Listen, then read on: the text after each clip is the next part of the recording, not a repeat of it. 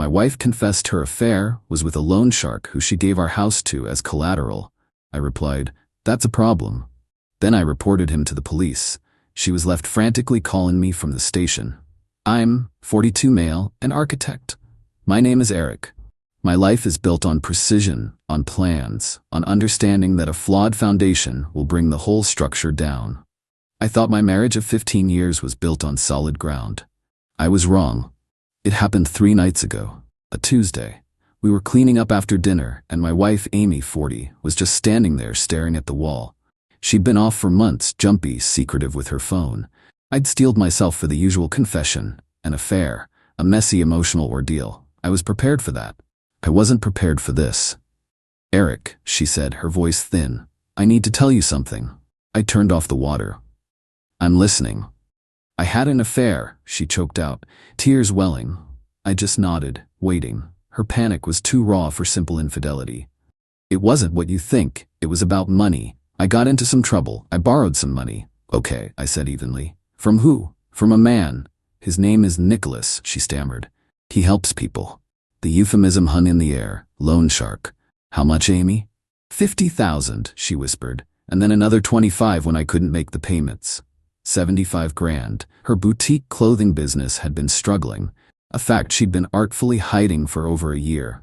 I took a deep breath, forcing myself into architect mode. Assess the damage. "What did you give him for collateral?" She wouldn't look at me. That's when I knew. "He said it was just a formality," she wailed. "He had papers drawn up, a lien. He said we both had to sign. He even had a notary come to the coffee shop." The mention of a notary sent a jolt of ice through my veins. "Amy, I haven't seen a notary with you in years. He needed my signature." She finally broke down completely, sobbing into her hands. "I'm so sorry, Eric. I signed for you." The notary barely looked up. "It all happened so fast. I was so scared. I thought I could pay it back before you ever found out." She had forged my signature. She had used a complicit or negligent notary to legitimize a fraudulent document, handing the single biggest asset we owned, the home I designed myself, to a predator. I stood there, the silence broken only by her gulping sobs. My mind wasn't racing. It was eerily calm, processing data, forgery, felony fraud, a fraudulent, notarized lien against our property, a criminal lender. She expected me to yell. Instead, I looked at my wife of 15 years and said, "That's a problem." I went to the spare bedroom and closed the door. I didn't sleep. I made a plan. The next morning I made 2 calls. The first was to the bulldog litigator my firm keeps on retainer. The second was to the police. I met my lawyer Gary that afternoon. "The forgery is your key," he said, his face grim. "But the notarization complicates it. It gives the document a presumption of validity. We won't just get this thrown out. We'll have to fight it with an action to quiet title. It will run parallel to everything else. It will be expensive." He paused. "And the only way to start is to report the entire crime to the police. That means reporting Nicholas, the notary, and Amy's forgery." "She'll face charges," I stated. "Without question," he confirmed. "She committed a felony. Your choice is this. You either accept a criminal holds the title to your home, or you burn the whole thing down and see what's left when the smoke clears." So, this morning, I did it. I walked into the central precinct and sat down with a detective in the financial crimes unit. I gave him a clear, chronological account. I told him about Nicholas, the suspicious notary, and the forgery. I've started a fire. I have no idea what will be left standing. Update 1. The initial explosion has given way to the grim reality of trench warfare. Amy was charged with felony fraud and released on bail. Her parents had to cash out a significant portion of their retirement fund to cover it and her legal retainer. The phone call from her father was laced with a venom I'd never heard. "We're risking our future because of what you did, Eric. You press a button and ruin everyone. A husband is supposed to fix things, not burn the house down." The concept that Amy lit the match was completely lost on them. In their narrative, I am the villain. I've barely spoken to Amy, except through the ice-cold medium of lawyers. My attorney, Gary, filed for divorce immediately. He also filed the quiet title action, the lawsuit to have a judge officially declare Nicholas's lien fraudulent and remove it from my deed. Nicholas, of course, has responded. His lawyer claims the lien is valid, that I was a willing silent participant, and that my police report is a case of borrower's remorse. It's bullshit, but it's legally required bullshit that will cost me tens of thousands to fight.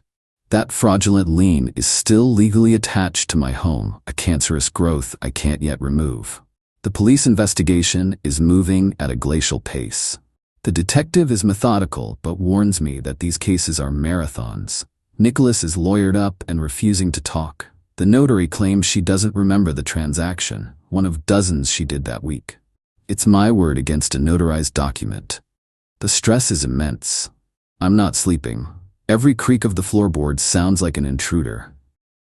Last week, I made my first real mistake. During a preliminary phone conference with the lawyers, Amy's attorney was grilling me about our finances, implying I was a controlling husband who drove her to desperate measures. I snapped. I told him he was a parasite defending a criminal. Gary was furious with me afterward. You don't give them ammunition, Eric. You stay calm. You are the victim. Act like it. It was a stark reminder that my anger is a liability. Nicholas made his first move last night. It wasn't a crude threat. It was a single text message, precise and chilling. Unknown. I trust you're confident in your home's security system. Things can go wrong. Wires get frayed. It's always smart to have a professional check them. It was deniable, plausible. It was also a clear, unmistakable threat. I screenshotted it, sent it to Gary and the detective, and spent $3,000 the next day on a new, upgraded security system with more cameras. This is my life now. Her parents have started a quiet campaign, calling our mutual friends with a tearful, edited version of events. I'm the cold, cruel monster.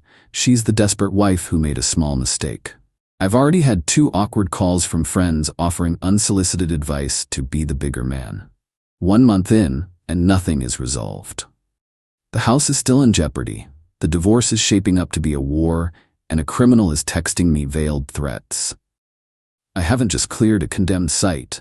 I've walked into the middle of its slow, grinding demolition, and I'm getting hit by the shrapnel. Update 2. The grind is wearing me down. If this were a building project, it would be the part where you're stuck in the mud, burning money on unforeseen soil issues with no visible progress. The depositions were hell. Amy's lawyer spent 6 hours trying to paint me as a financially abusive and emotionally distant husband. He brought up every argument we'd ever had about money, every time I'd questioned her business expenses. They are building a narrative that I left her with no choice but to seek outside help. It's infuriating, because it's a funhouse mirror version of the truth. I wasn't controlling, I was concerned. But in a deposition transcript, the nuance is gone. Amy sat across the table, looking pale and thin, refusing to make eye contact. She just repeated the lines her lawyer had fed her. It wasn't like watching a stranger, it was like watching an animatronic version of my wife. Nicholas's harassment escalated in sophistication. The anonymous email to my firm's partners happened, but it was more insidious than I first imagined. He didn't just hint at instability. He included a link to the public court docket showing the quiet title action, framing it as a lawsuit where I was being sued over a massive debt. It caused a genuine panic.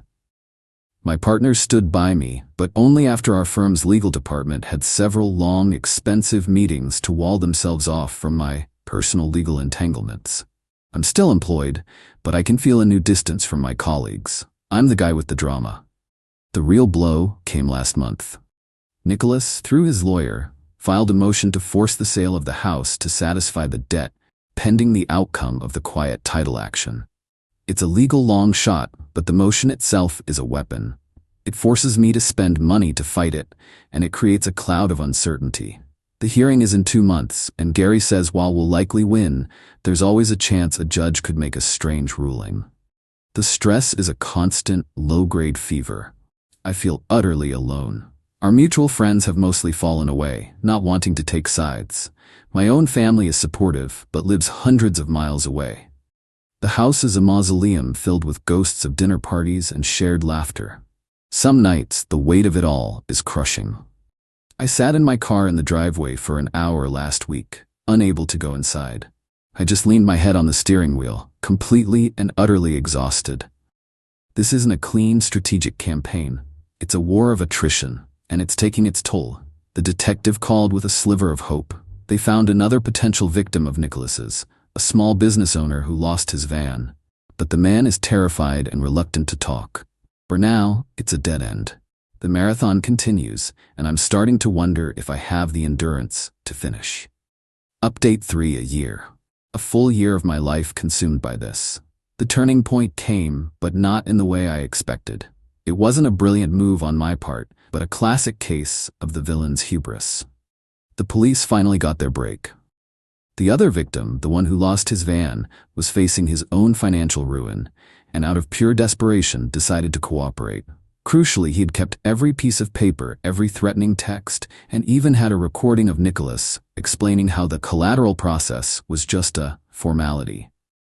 His evidence, combined with mine, gave the DA enough to start taking the case against Nicholas seriously. Feeling the heat, Nicholas tried a calculated, vicious gambit.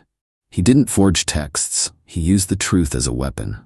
His lawyer subpoenaed my personal and business financial records for the last 5 years, arguing they needed to prove I didn't have the means to help Amy, thus justifying her seeking an outside loan. The real purpose was to harass me, bury me in paperwork, and find anything, a late tax payment, a questionable business expense, to discredit me. It was a massive, invasive, and expensive nightmare. We spent weeks gathering documents. It was a professional colonoscopy. But he overplayed his hand. In the mountain of data, my lawyer found the accounts for Amy's boutique. Her spending was far worse than I ever knew. She hadn't just been covering business losses, she'd been spending lavishly on suppliers, travel, and business lunches that I now realize were part of her facade. This evidence demolished her lawyer's narrative that she was a helpless victim of my financial control. In trying to expose me, Nicholas had inadvertently exposed the depth of her deception. That revelation seemed to break something in Amy. Her parents' money was gone. Her lawyer was demanding more. The reality that she was facing a felony conviction with no savior in sight finally crashed down on her. We had a court-mandated settlement conference for the divorce. It was a disaster. Her lawyer was still posturing, but Amy was a wreck. During a recess, she cornered me in the hallway. The change was horrifying. The entitled anger was gone, replaced by a raw, animal panic. "Eric, you have to stop this," she pleaded, her voice ragged. "Call it off. I'll do anything. I'll say whatever you want. I can't go to jail. I have nothing. I'm living in my parents' basement." "It's too late for that, Amy," I said, my voice flat. "Then give me something," she hissed, grabbing my arm.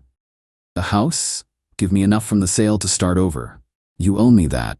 For 15 years, you owe me that."